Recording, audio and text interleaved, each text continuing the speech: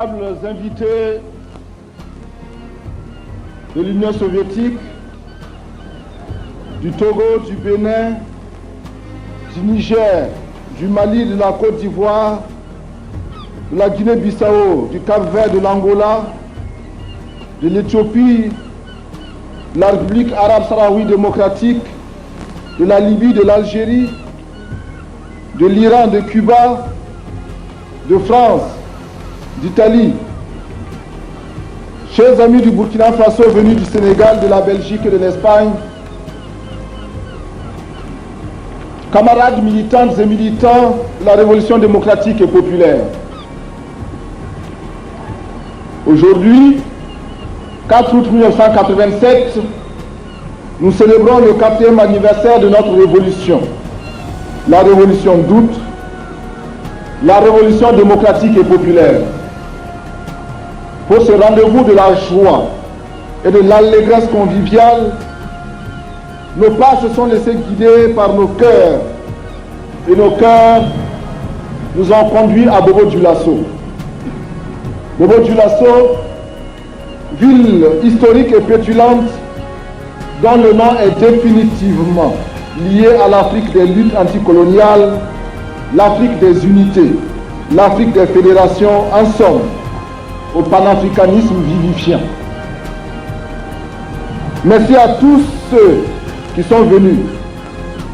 Merci à tous Burkinabés d'un jour ou Burkinabés de toujours. Merci à tous ceux qui n'ont pu effectuer le déplacement pour Bobo-Dioulasso, mais qui sûrement communient avec nous dans la simplicité, dans la discrétion voulue ou subie, mais dans la solennité et la dignité.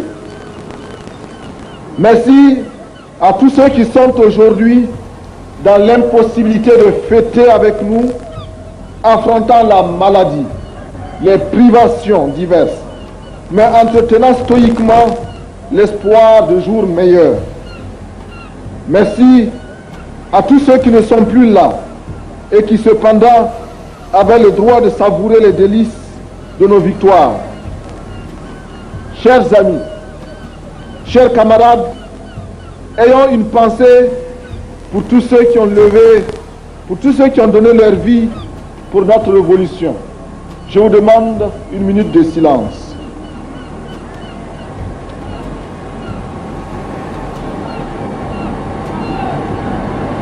Je vous remercie.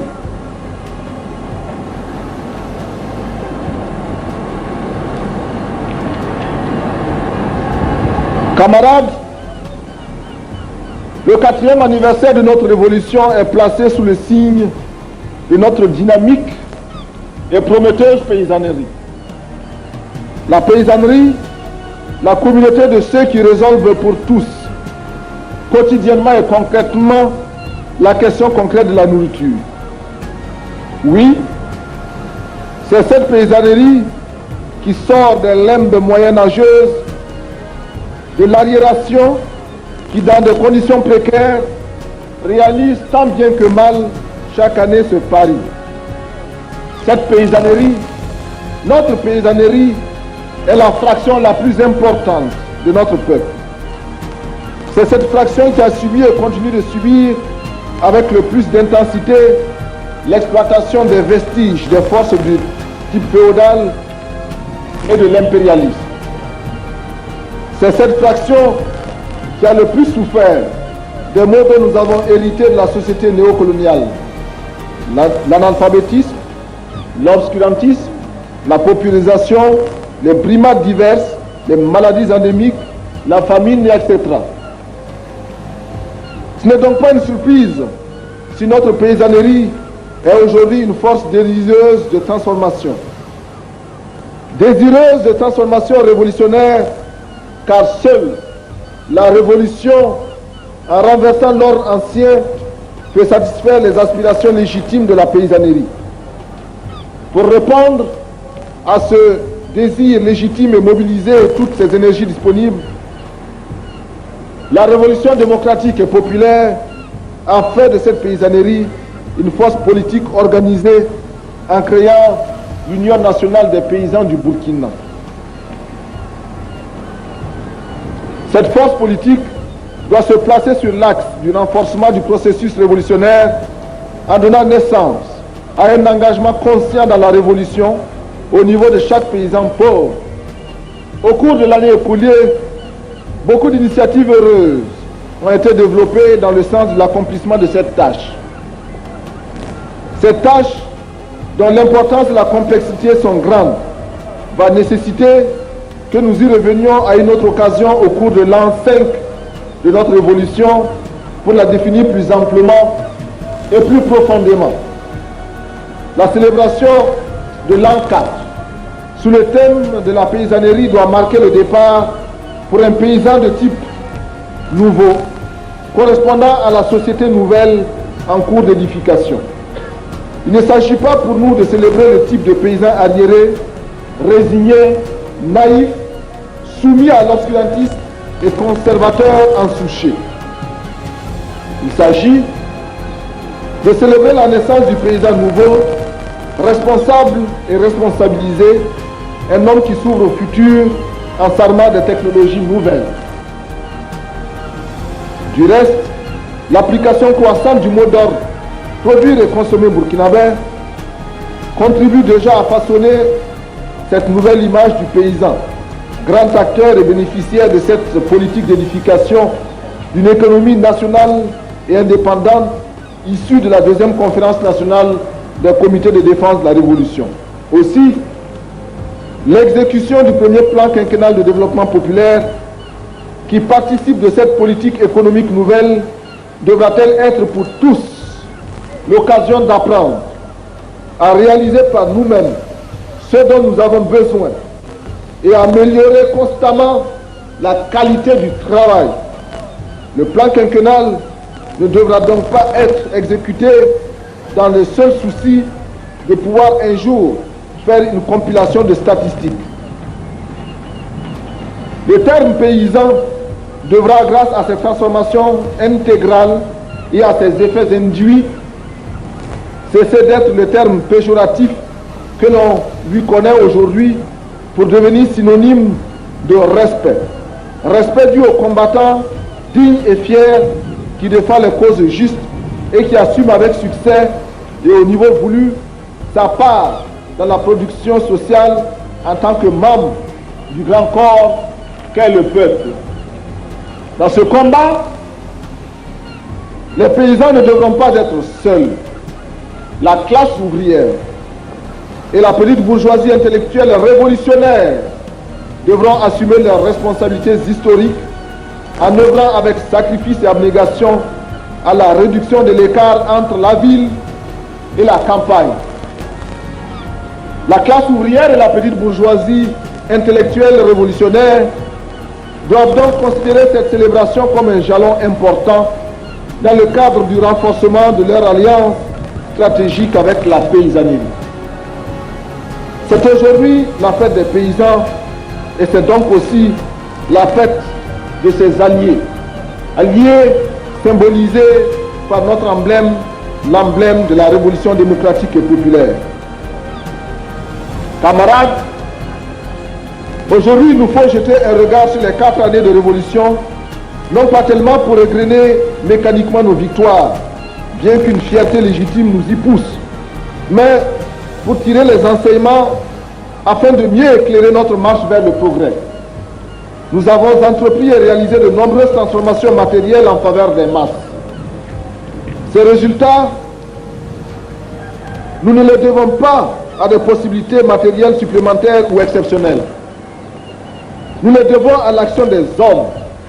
Ces hommes qui, hier, étaient résignés, muets, fatalistes et attentistes, sont aujourd'hui debout et engagés pour la lutte révolutionnaire concrète sur les divers chantiers et les victoires enregistrées sont le fruit de leur travail, la projection sur le concret de leur génie créateur et de leur enthousiasme révolutionnaire.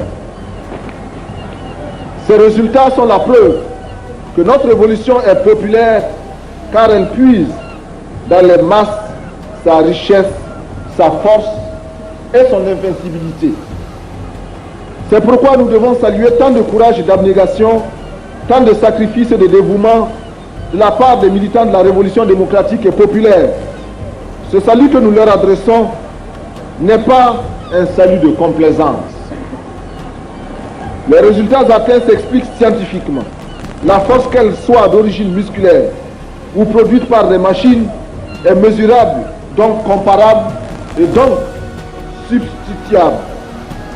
D'autres l'ont montré avant nous et nous n'avons pas fait que l'appliquer à nos réalités concrètes. Cette application a nécessité que l'homme burkinabé cesse d'être la reproduction sur le plan des mentalités de l'individu culturellement aliéné et politiquement asservi, modélé pour perpétuer la domination impérialiste dans les pays nouvellement indépendants. Cette transformation des mentalités est loin d'être achevée. Il y a encore beaucoup d'entre nous qui se réfèrent aux normes étrangères pour évaluer leur vie sociale, économique et culturelle. Ils sont au Burkina Faso et ils refusent de vivre notre réalité concrète.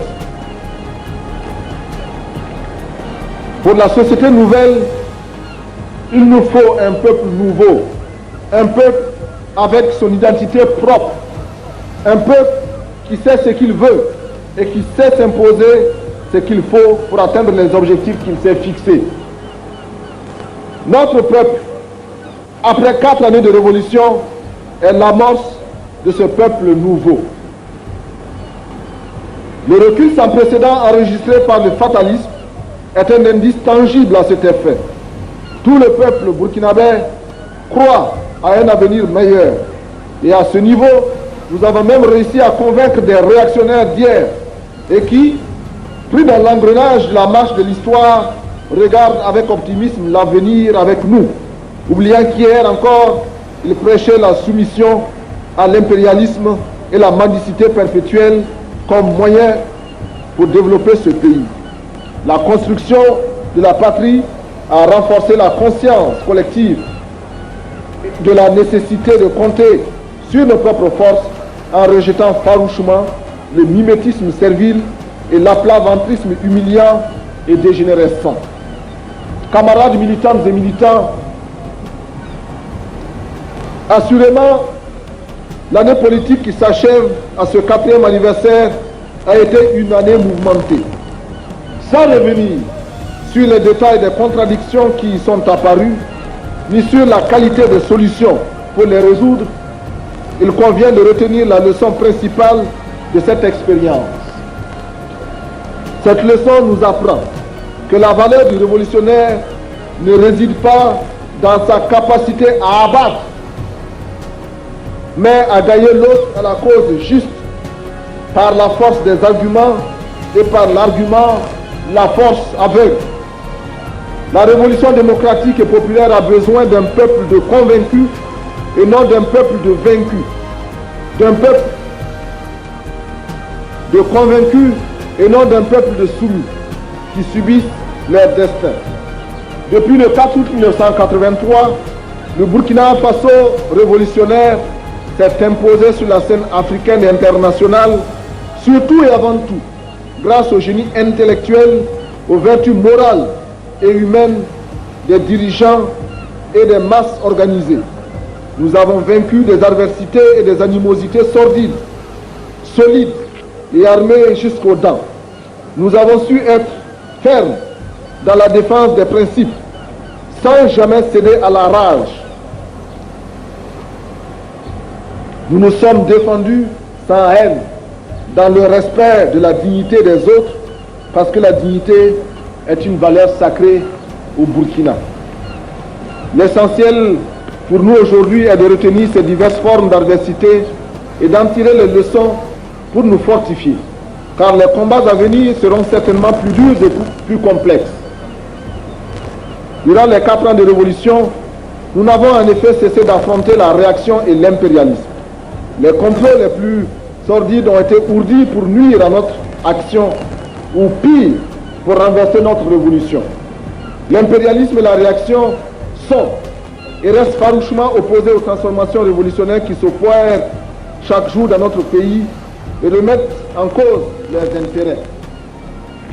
Or, notre peuple ne cesse, depuis 4 ans, de faire la preuve qu'avec la révolution, il est possible de mettre fin à l'exploitation, de sortir de la misère et de créer le bonheur pour tous à la force de nos poignets et de nos cœurs.